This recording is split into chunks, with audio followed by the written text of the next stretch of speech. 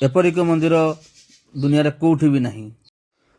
ସମ୍ବଲପୁରର ଏକ ପୁରାତନ ଓ ବିଚିତ୍ର ମନ୍ଦିର ହୁମା, ଯାହା ପ୍ରତିଷ୍ଠା କରିବା ସମୟରେ ଡାହାଣ ପଟକୁ ଢଳି ଯାଇଥିଲା। ଏହା ବକ୍ର ମନ୍ଦିର ନାମରେ ବି ପରିଚିତ। ଆପଣମାନେ ଦେଖିଥିବେ ସବୁ ମନ୍ଦିରରେ ଶିବଲିଙ୍ଗ ଉପରେ ପୂଜା ପାଆନ୍ତି, କିନ୍ତୁ ସେଠାରେ ଶିବଲିଙ୍ଗ 3 ଫୁଟ ତଳେ ଅଛନ୍ତି, ଯାହା ଶିବରାତ୍ରି ଦିନ ଅଟୋମେଟିକ୍ ଉପରକୁ ଆସନ୍ତି।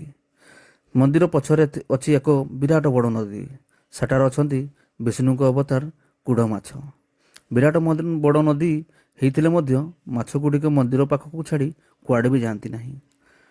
ଆଉ ସେ ମାଛ ଗୁଡ଼ିକ କେବେ ବି ଆଇଁଷ ବାସନ୍ତି ନାହିଁ। କଥାରେ ଅଛି, ସେଠି ଜଣେ ମହିଳା ମାଛ କାଟିବାକୁ ଯାଉଥିଲା ବେଳେ ପଥର ହୋଇଯାଇଛନ୍ତି ଏବଂ ଏବେ ବି ଯିଏ ମାଛକୁ ଧରିବାକୁ ଚେଷ୍ଟା କରୁଛନ୍ତି ଲୋକମାନେ ମୃତ୍ୟୁବରଣ କରୁଛନ୍ତି। ଆଉ ସେ ମହିଳାକୁ ଦେଖିବା ପାଇଁ, ଯେଉଁ ମୂର୍ତ୍ତି ମହିଳା ହେଇଯାଇଛନ୍ତି, ପଥର ହେଇଯାଇଛନ୍ତି, ସେ ମହିଳାକୁ ଦେଖିବା ପାଇଁ ଲୋକମାନେ ଡଙ୍ଗାରେ ବି ଯାଉଛନ୍ତି। ଆଉ ସେଠିକାର ମାଛମାନଙ୍କୁ କେହି ବାହାରୁ ଖାଦ୍ୟ ଦେଇପାରିବେ ନାହିଁ। ସେଠି ମିଳୁଥିବା ଲଡ଼ୁ ଭୋଗ ହିଁ ମାଛମାନେ ଖାଆନ୍ତି। ଆଉ ଆପଣମାନେ ଯଦି ଶ୍ରଦ୍ଧାରେ ମାଛମାନଙ୍କୁ ନିଜ ହାତରେ ବି ଖାଇବା ପାଇଁ ଦେବେ ଲଡ଼ୁ ଭୋଗ, ତ ସେ ଆପଣଙ୍କ ହାତରୁ ବି ଲଡ଼ୁ ଭୋଗ ଖାଇ ନେଇ ପାରୁଛନ୍ତି। ଆଉ ଏତେ ବଡ଼ ବଡ଼ ମାଛ ଅଛନ୍ତି, କିନ୍ତୁ କେବେ ବି କୁଆଡ଼େ ଯାଆନ୍ତି ନାହିଁ, ସେଇଠି ହିଁ ରୁହନ୍ତି। ଆଉ ବର୍ଷାର 4 ମାସ, ବର୍ଷା ଯେବେ ହୁଏ ତାର 4 ମାସ ମାଛମାନେ ଦେଖା ଦିଅନ୍ତି ନାହିଁ।